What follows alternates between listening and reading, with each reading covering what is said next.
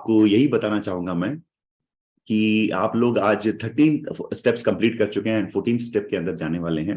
तो 14 स्टेप, ये 14 स्टेप कहता है आपको अपने बिजनेस को हमेशा के लिए एक्सपैंड करते रहना चाहिए।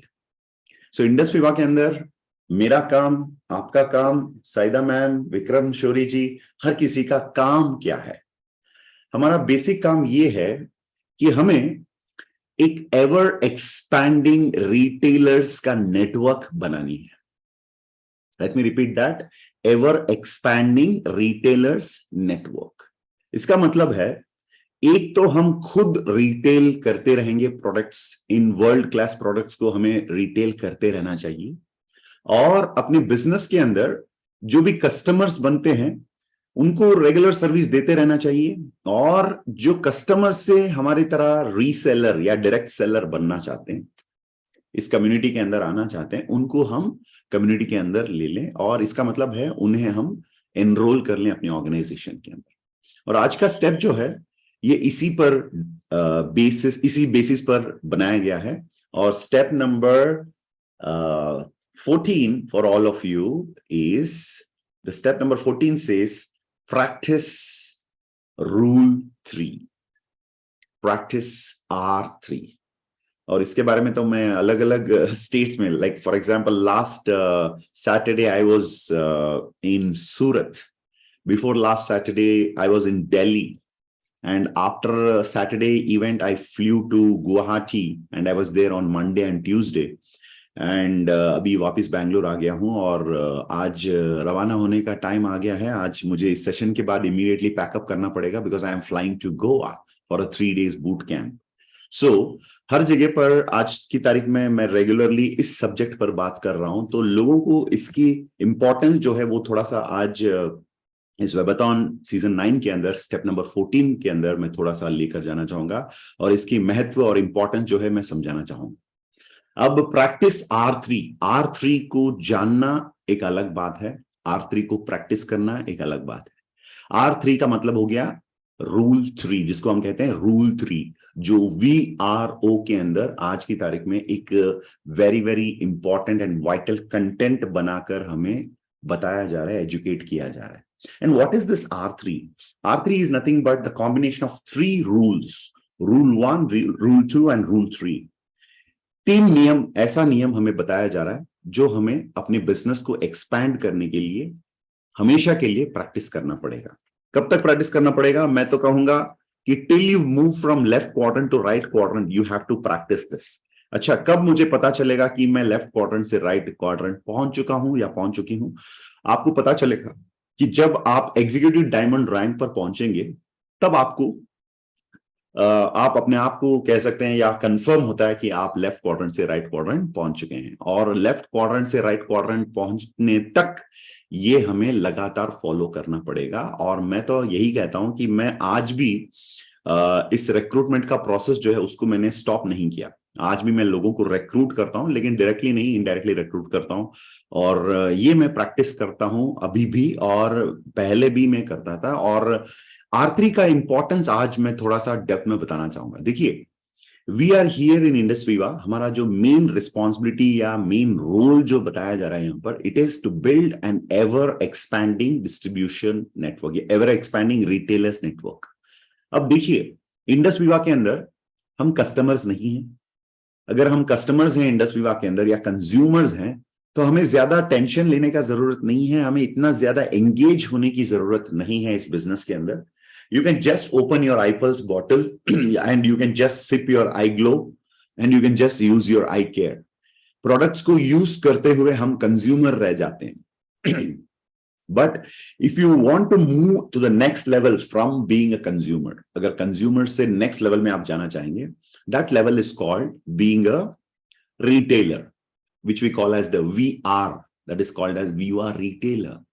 Viva Retailer में ज्यादा मजा नहीं आता है, क्योंकि Viva Retailer is nothing but another form of self employment. Viva Retailer बनने में हम सेल्फ एम्प्लॉयड तो बन जाते हैं, लेकिन हम बिजनेसमैन या बिजनेस वुमेन नहीं बन सकते। So being a consumer you have no requirement to be a part of the training and the distribution and things like that. लेकिन Viva retailer जो बनते हैं, Viva retailer is the first stepping stone towards your entrepreneurial journey. Entrepreneur बनने के लिए Viva retailer से हमें move करना पड़ता है वीवा बिजनेस ओनर के अंदर, यानी वीवा बिजनेस ओनर का लेवल जो है उस लेवल के अंदर जाना पड़ता है. तो वीवा रिटेलर से why we should go to Viva business owner, because all the facilities, all the types of income और अलग अलग बेनिफिट्स जो इंडस वीवा के अंदर, specially the wealth in Indus Viva is not for the Viva retailers. The wealth in Indus Viva is for the Viva business owners. जो Viva business owners होते हैं उनके लिए wealth या additional different types of अलग अलग type की incomes जो है वो access करने का what you call eligibility दिया जाता है जब वो Viva business owner बन जाते हैं. अब Viva business owner इसका मतलब I want to build a business with Indus Viva. अब इंडस वीवा को आप थोड़ा सा ना पॉज करिए, साइड में रखते हैं, आज के वीवा के टॉपिक को साइड में रखेंगे.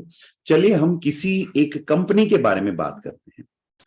आज मैं बैंगलोर से हूं और बैंगलोर का जो बिजनेस की दुनिया के अंदर Bangalore, specially Surat is known for diamonds. Surat, I was in Gujarat, is known for diamonds. And if you go to, let's say, different cities in India, if you go to Nagpur, they say it's famous for orange.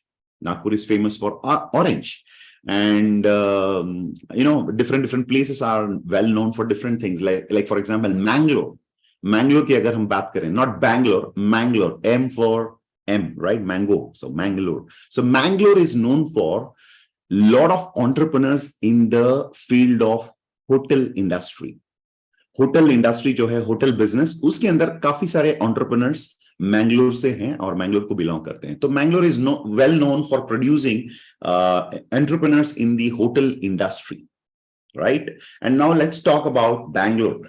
Bangalore is very well known for IT. It's not income tax, it's called as information technology. And Bangalore is very popular and known popularly as the Silicon Valley of India. Bangalore को India की silicon valley भी माना जाता है.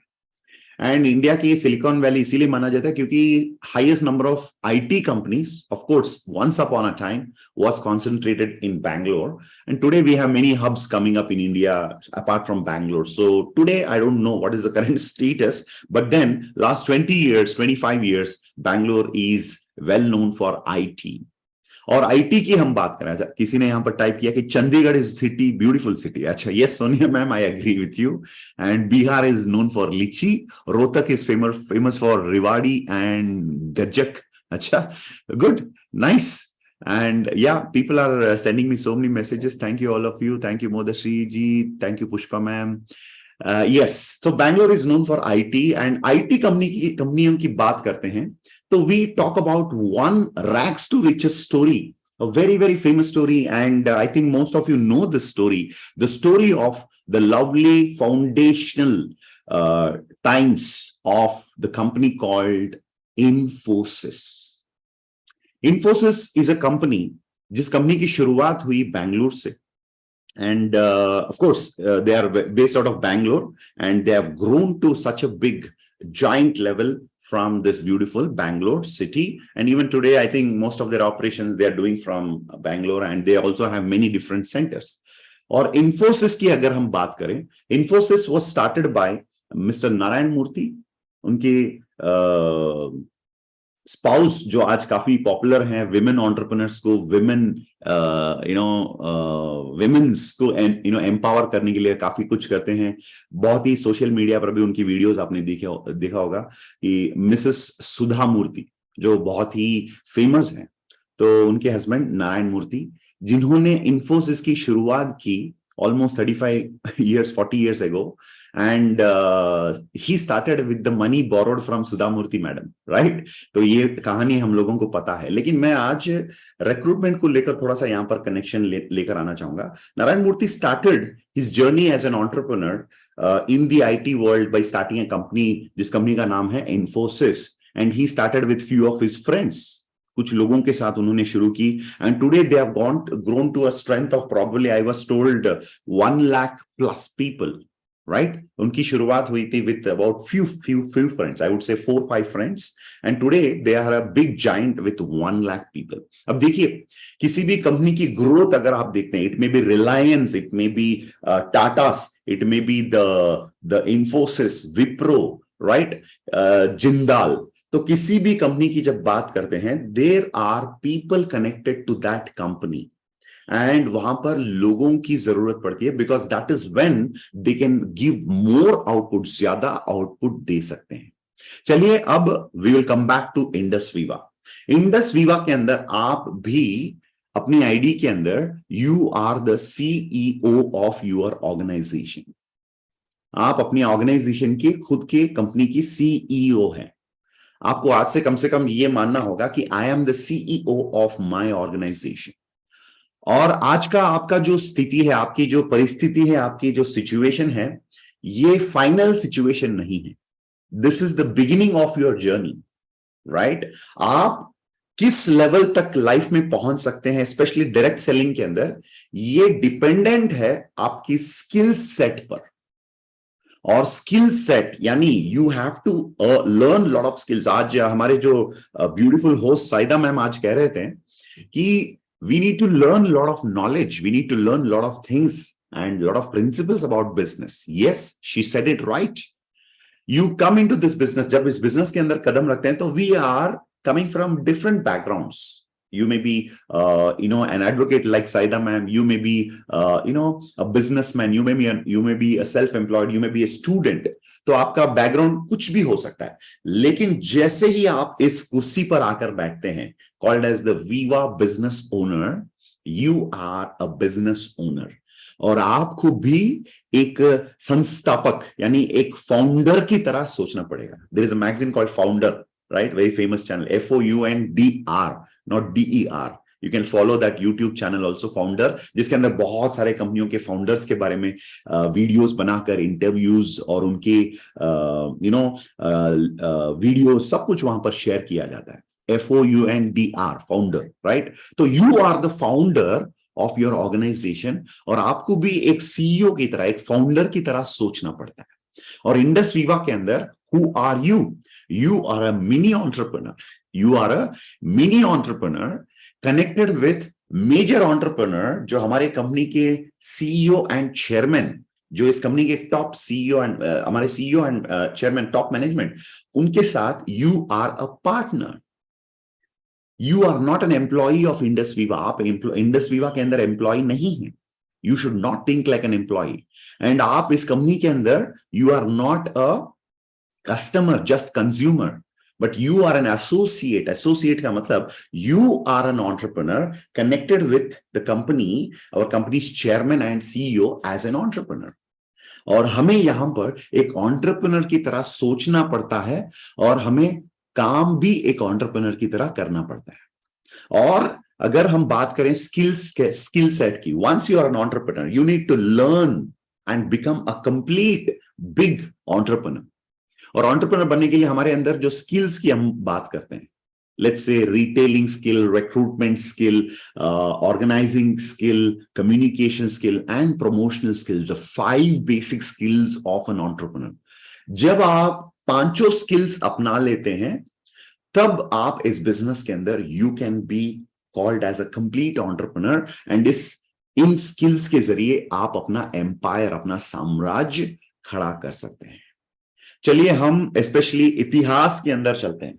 I was in बोध गया, and in बोध गया the guide was telling me in the Mahabodhi temple, जहां पर गौतम बुद्ध का एनलाइटनमेंट हुआ, वहां पर गाइड मुझे बता रहे थे कि इस मंदिर की स्थापना, इस मंदिर की कंस्ट्रक्शन जो है, इसके निर्माण, इसको बनाया सम्राट अशोक ने, the Mauryan empire emperor, the Samrat Ashoka the great, जो हम जानते हैं इतिहास के अंदर। So we are talking about Ashoka, सम्राट Ashok, you are talking about Chhatrapati Shivaji Maharaj, we are talking about Prithviraj, the great king, Rajput king, and we are talking about Akbar, you are talking about all the great emperors in the history. इतिहास के अंदर जब हम बात करते हैं, एक चीज तो हमें पता है कि हर एक डायनेस्टी की, हर एक साम्राज्य की स्थापना एक राजा ने किया, जिसने अपने साम्राज्य की एक्सपेंशन भी किया है। उसने अलग अलग किंगडम्स यानी राज साम्राज्य को अटैक किया या उसको अपनाया, तो उसने एक्सपैंड भी कर लिया। तो हमें एज एन एंटरप्रेन्योर आज की तारीख में you also have to think like an emperor, like a king, और अपना ऑर्गेनाइजेशन का जो एक्सपेंशन जो है वो हमें करना पड़ता है। और एक्सपेंशन के लिए हमें रिक्रूटमेंट स्किल जो है वो अपनाना पड़ता है। शायद उस जमाने में छत्रपति शिवाजी ने सबसे ज्यादा मतलब तलवार चलाना उन्होंने सीख लिया, वो एक स्किल रहा छत्रपति शिवाजी महाराज का। तो वैसे आज आपको एक स्किल अपनाना पड़ेगा, right? May be like a bow and arrow, आपको तलवार चलाने का जो स्किल होता है ना, वैसे आपको रिक्रूटमेंट का स्किल भी आना पड़ता है। और जितना अच्छा इस स्किल को आप अपने आप के अंदर इसकी खूबी बढ़ाते हैं, उतना ही ज्यादा आप इस बिजनेस के अंदर आगे बढ़ सकते हैं, एक लीडर बन सकते हैं, अपने आप को एक सीईओ या फाउंडर कहला सकते हैं, और अपनी ऑर्गेनाइजेशन की ग्रोथ होते हुए आप देख सकते हैं। मैंने देखा कि बहुत सारे लोग डायरेक्ट सेलिंग के अंदर आते हैं, स्पेशली चलिए इंडस विवा की बात करते हैं, हम तो इंडस विवा की दुनिया के अंदर हैं। तो इस इंडस विवा के अंदर मैंने देखा कि बहुत सारे लोग बिजनेस के अंदर आ तो जाते हैं बहुत एक्साइटमेंट को लेकर, लेकिन कुछ समय के बाद अटक जाते हैं, वो आगे की ओर बढ़ नहीं पाते, मतलब उनकी लेवल एकदम सा सैचुरेशन सा हो जाता है। और मैंने की स्टडी किया पिछले 10 साल से, स्पेशली इंडस विवा की मेरी ये 10वीं साल है, मैंने स्टडी किया कि why the people are not growing, लोगों की ग्रोथ क्यों नहीं हो रही है, वो आगे बढ़ क्यों नहीं रहे। जब मैंने चेक किया कि what is happening with people, तो मैंने चेक किया कि लोगों के अंदर रिक्रूटमेंट बंद हो जाता है, लोग रिक्रूट करना बंद कर देते हैं। और रिक्रूटमेंट क्यों बंद करते हैं? क्योंकि उनको लगता है कि मैं अभी रिक्रूट नहीं कर पाता हूं। और रिक्रूटमेंट जब बंद हो जाता है दोस्तों, it is called as the death in direct selling. आज मैंने एक नया टर्मिनोलॉजी आपके लिए यहां पर I coined a new terminology, जिसका मतलब है the death in direct selling. कब आपका डेथ इन डायरेक्ट सेलिंग होता है? Please note down this very very seriously. जिस दिन आप R3 करना छोड़ देते हैं, या अगर आप ऑलरेडी R3 करना बंद कर चुके हैं, इस बात को कहते हुए मुझे बहुत ही अफसोस है, दुख हो रहा है, आप डायरेक्ट सेलिंग में मर चुके हैं। आप अपने बिजनेस के अंदर खो चुके हैं अपने आप को, मतलब आप अपने इस बिजनेस के अंदर आप हार चुके हैं। एंड शाबाशी तो देना पड़ता है उन तमाम लोगों को जो लोग आज भी R3 कर रहे हैं। आप एक योद्धा है, भले आज आप अकेले हैं, लेकिन R3 का अस्त्र, R3 का ब्रह्मास्त्र यदि आपके हाथों में है, बने रहिए इसी तरह, बरकरार आप R3 करते रहिए, और एक दिन इस योद्धा को एक महाराज, एक सम्राट बनते हुए आप खुद देखेंगे और दुनिया भी देखेगी। इसका सबूत मैं खुद आपके सामने हूं दोस्तों। जब मैं डायरेक्ट सेलिंग के अंदर, स्पेशली इंडस विवा के अंदर आया, तो मेरे कुछ ही लोग तो थे मेरे साथ, मेरे दोस्त लोग।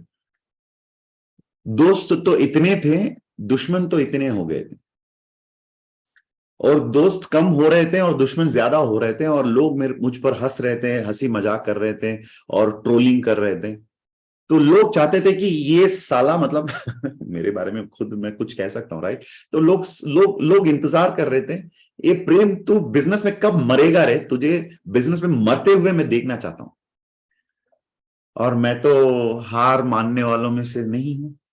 तो मैंने कहा, बेटा तू देखते रह जा, तू देखते रह जा। क्योंकि मेरे अंदर दो चीज थी दोस्तों, मैं आज भी इस बात पर बहुत ही फक्र महसूस करता हूं, बहुत ही प्राउड फील करता हूं। एक तो ब्रह्मास्त्र R3, राइट? मैं तो चिरंजीवी था, मुझे कोई मार ही नहीं सकता, क्योंकि मेरे हाथ में ऐसा हथियार है जिससे कोई मुझे खत्म नहीं कर सकता बिजनेस के अंदर, वो है रिक्रूटमेंट की एक स्किल मेरे अंदर।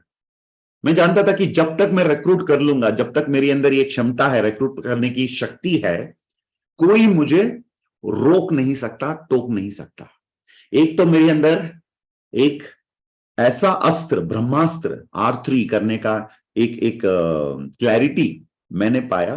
और दूसरा, ऑफ कोर्स आप लोगों को पता है, वो थे मेरे मेंटर, जो इस दुनिया में मेरी मां से, मेरी फैमिली मेंबर्स से, मेरे बड़ा भाई जो है उससे, मेरे दोस्तों से सबसे अधिक मुझ पर विश्वास रखने वाला इंसान आज की तारीख में भी मेरे मेंटर हैं। और मेरे मेंटर जो है वो तो सबसे बड़ा खिलाड़ी है। उनको पता है एक आदमी के अंदर डायमंड कैसे बाहर निकालना। तो उन्होंने कभी मुझे सिंपैथी नहीं दिखाया, उन्होंने हमेशा के लिए मुझे एम्पावर किया। तो अभिलाष जी मेरे साथ हैं और मेरे हाथों में एक अस्त्र उन्होंने दे रखा था जिसका नाम है ब्रह्मास्त्र R3। एक हाथ में तलवार, दूसरे हाथ में एक शील्ड, यानी मेरी मेंटर जो मुझे प्रोटेक्ट कर रहे थे। इन दोनों चीजों के साथ मैं फील्ड में निकल पड़ा और मैं काम करना शुरू किया। मैं तो जोकर नहीं था, क्योंकि जब बिजनेस में आया मेरे साथ जो गिने चुने लोग, मतलब कुछ चंद लोग जो मेरे साथ थे, वो लोग भी मतलब सोचने लगे कि प्रेम का हालत अब क्या होगा। लेकिन मेरे ऊपर मेरे मेंटर का पूरा भरोसा रहा। मैं तो उन लोगों में नहीं था कि जो सड़ने वाले थे। सड़ने का मतलब पता है आपको? जो आगे भी नहीं चाहते हैं, बिजनेस को छोड़ के भी नहीं जाते हैं, लेकिन हर प्रोग्राम में हाँ हाँ कहते हैं, सीरियस रहते हैं, लेकिन एक पैसे का काम नहीं करते। राइट? मैं तो इन लोगों को कहता हूं जोकर लोग, जो अपना टाइम वक्त का बर्बाद करते हैं। राइट? तो मैं तो जोकर नहीं था। मैं हमेशा मतलब आईने के सामने खड़े होकर हमेशा कहता हूं, my name is Prem Kumar, I am not a joker.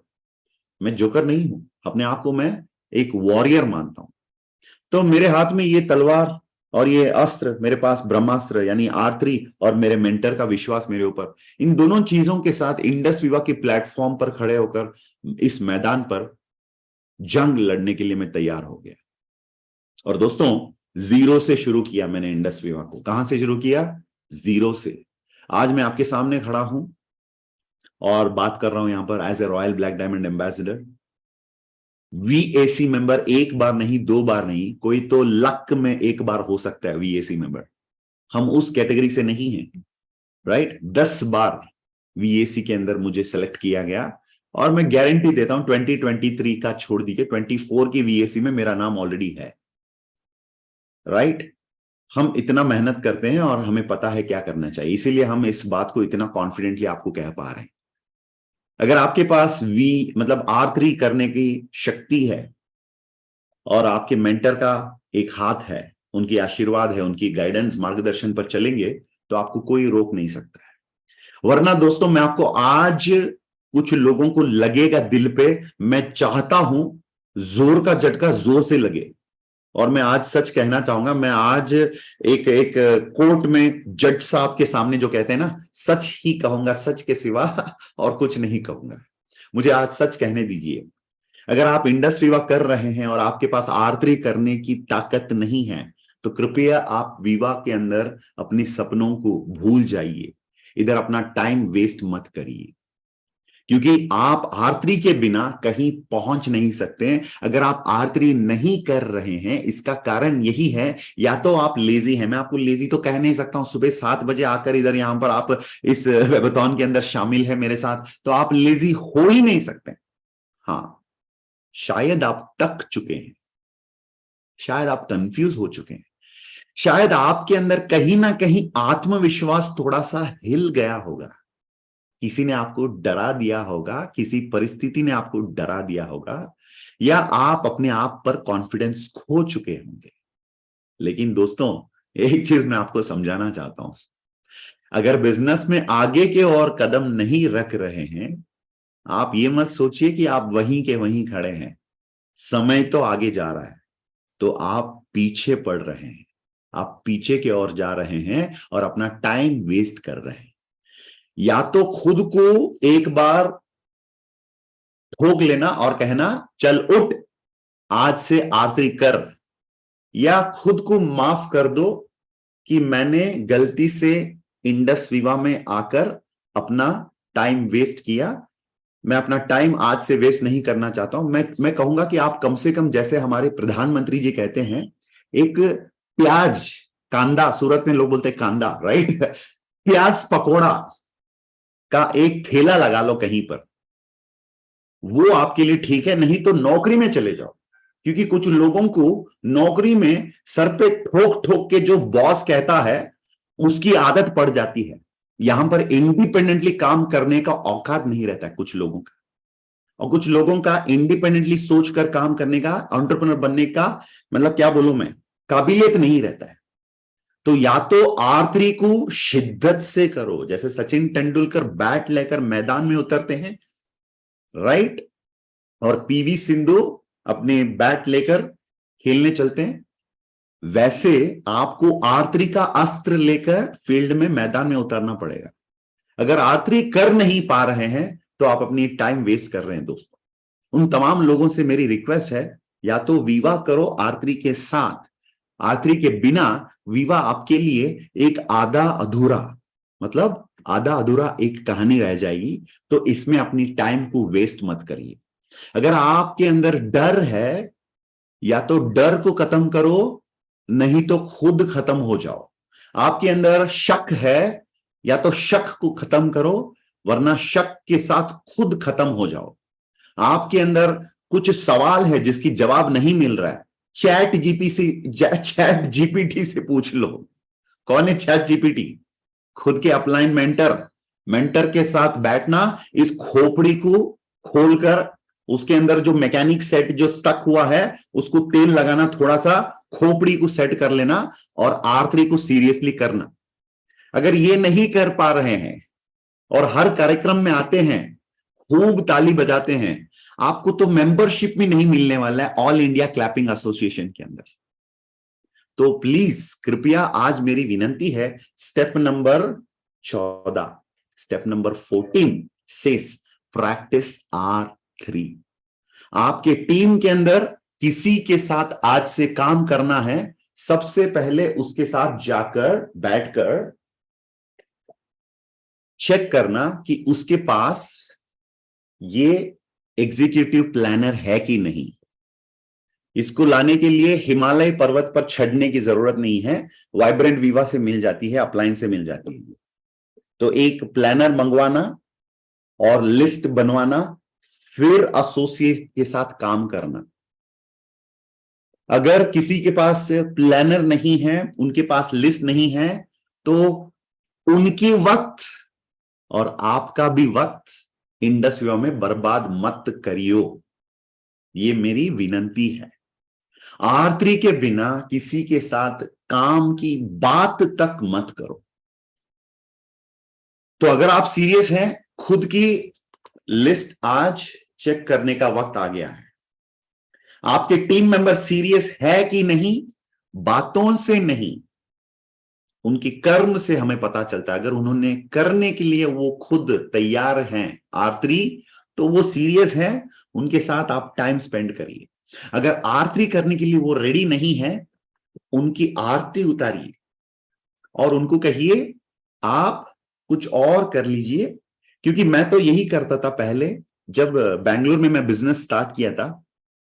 जब किसी के पास R3 का लिस्ट नहीं है, उनके पास लिस्ट नहीं है, और मुझे आकर वो कहते थे कि सर मैं काम करना चाहता हूं, मैं उनको कहता था कि आप R3 लिस्ट बनाकर लेकर आओ। एक बार, दो बार, तीन बार, चार बार, पांच बार, और बार बार कहने के बाद भी यदि वो बंदा R3 का लिस्ट नहीं बनाता था, मैं उनको लेकर जाता था इधर साउथ इंडिया में। तो आपको पता है उडुपी रेस्टोरेंट काफी फेमस है, और उडुपी रेस्टोरेंट में लेकर जाता था, एक मसाला डोसा और एक फिल्टर कॉफी पिलाता था। वो मेरा सेंड ऑफ पार्टी था उनके लिए, क्योंकि मैं गलत लोगों के साथ अपना वक्त कभी बर्बाद नहीं चाहता था, और आज भी ये काम करता हूं। नॉर्थ इंडिया में है तो उनको समोसा और चाय पिलाता हूं, राइट। अगर मैं साउथ इंडिया में है कहीं और, तो उनको मसाला डोसा और फिल्टर कॉफी पिलाता हूं। अब अगर अगर पंजाब की तरफ कभी कभी होता है, तो दिल्ली, वहां पर तो उनको मैं छाछ या मतलब लस्सी पिलाता हूं, राइट।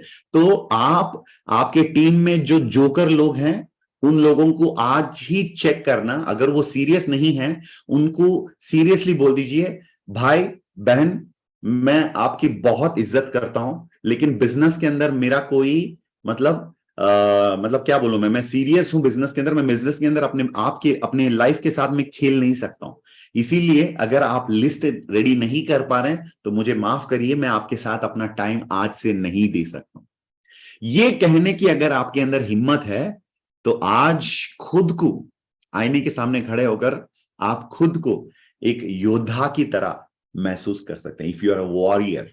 क्योंकि दोस्तों वॉरियर को पता है कि लड़ने के वक्त, जंग में जाने के टाइम पर उनको क्लियर होना पड़ेगा, वरना वहां जाकर बच्चों की जैसा खेल नहीं खेला जाता है। तो practice R3 is the step number 14, जो वेबथॉन सीजन 9 के अंदर 18 गोल्डन स्टेप का स्टेप नंबर 14 जो है, आज आपके सामने मैंने उसका इंपॉर्टेंस बता दिया। वो R3 क्या होता है आपको पता है? रूल नंबर 1, हमें 150 लोगों का नाम बनाना पड़ता है, लिस्ट आपको पता है, आपने काफी अटेंड किया होगा, right? But just I am reminding you, rule number 1, तोड़ना नहीं, तोड़ा नहीं जाता है। रूल नंबर 1, आपको 150 लोगों का लिस्ट बनाना है, बनाना ही बनाना है। सेकेंड वन, उसमें 15 लोगों का नाम हर महीना ऐड करना ही करना है। अगर आपके पास 150 लोगों का लिस्ट नहीं है तो आप ऑलरेडी आप खत्म हो चुके हैं बिजनेस के अंदर। जैसे मैंने कहा, the death of a direct seller. तो 150 लोगों का लिस्ट आपको बनाना ही बनाना है। सेकेंड वन, हर महीना 15 लोगों का नया नाम उस लिस्ट के अंदर ऐड करना ही करना है। 15 लोगों को ऐड करने के लिए क्या करना है? हमें लोगों के साथ अच्छे तरीके से व्यवहार करना है, चेहरे पे स्माइल रखना है हमेशा, और हमें सोशली वेल कनेक्टेड रहना चाहिए। उसमें से हम 15 लोगों का नाम जो है लिस्ट में जरूर ऐड कर सकते हैं। और तीसरा, उस लिस्ट में से हर महीना हमें हफ्ते का 4 यानी महीने का ऑलमोस्ट 15 प्लान्स, पर्सनल प्लान्स हमें देना पड़ता है। 2 डिजिटली देना है मंगलवार को और गुरुवार को, और 2 फिजिकली देना है किसी भी कन्वीनियंट दिन में। तो हफ्ते का 4 हो गया, तो महीने का 16, हमें चाहिए 15 प्लान प्रेजेंटेशन। ये है रूल नंबर 3।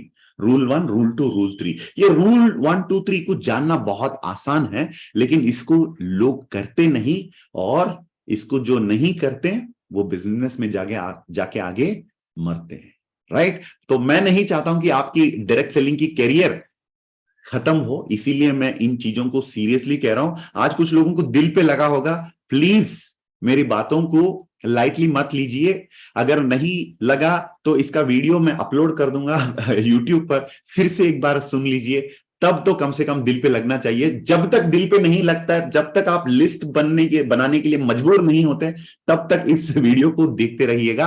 तो आज का ये जो स्टेप नंबर 14 यहीं पर समाप्त होता है, और आज मैं अभी पैकअप करके एयरपोर्ट जा रहा हूं, गोवा जाना है, वहां पर जाकर 3 दिन की क्या बोलूं मैं आपको, बूट कैंप है। और पता है बूट कैंप में कंपनी ने मुझे कौन सा सब्जेक्ट दिया बात करने के लिए? यही सब्जेक्ट, R3। तो अब आपको समझ में आ गया होगा कि इंडस विवा कंपनी के अंदर R3 कितना इंपॉर्टेंट है, क्योंकि इसकी महत्व हम लोग जानते हैं, राइट? तो दोस्तों R3 का एक प्रोडक्ट आपके सामने आप लोग देख पा रहे हैं, mister Prem Kumar, royal black diamond ambassador. ये R3 का ही एक आउटपुट है। अगर आपके अंदर भी R3 करने की हिम्मत है, ताकत है और मेहनत है, तो एक दिन आप भी जरूर रॉयल ब्लैक नहीं, उसके ऊपर इंपीरियल और उससे भी ऊपर crown black diamond ambassador rank तक भी पहुंच सकते हैं। तो इसी के साथ आज की वेबथॉन को मैं समाप्त करना चाहूंगा, एंड मैं स्क्रीन पर फिर से वेलकम करना चाहूंगा our lovely host Saida ma'am. Welcome ma'am, and over to you to finish the session today. And दोस्तों आपको कुछ ही टाइम के अंदर अनम्यूट किया जाएगा। आप लोग थैंक यू के साथ जय हिंद कह सकते हैं, जय इंडस विवा कहकर एक नमस्ते के साथ इस कार्यक्रम से, इस वेबथॉन से एग्जिट हो सकते हैं। So this is Prem Kumar, royal black diamond ambassador, your friend and partner, signing off, and over to our lovely host Saida ma'am. Saida ma'am, over to you.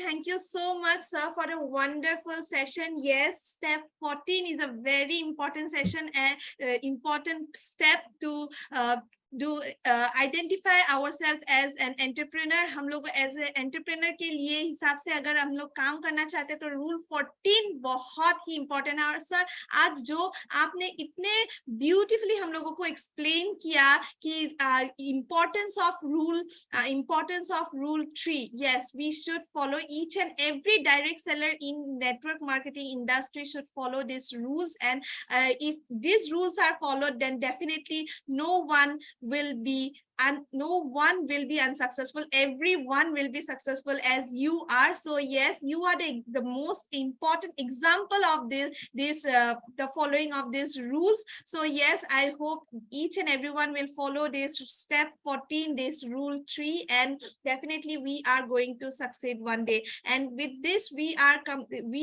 here to end our wonderful webathon of season webathon today. So hope to see you in the next with another step, another golden step, and that will be step number 15. So yes, with this we have come to an end, and I hope everyone have enjoyed and enhanced your knowledge of these 18 golden steps. So thank you so much once again, Prem sir, for your lovely session, for your lovely webathon. And this is not just a session, this is a lesson for each and every every one of us, that we should follow each and every step very fluently for our successful journey. So thank you so much again, sir, and thank you each and every participant for your lovely participation.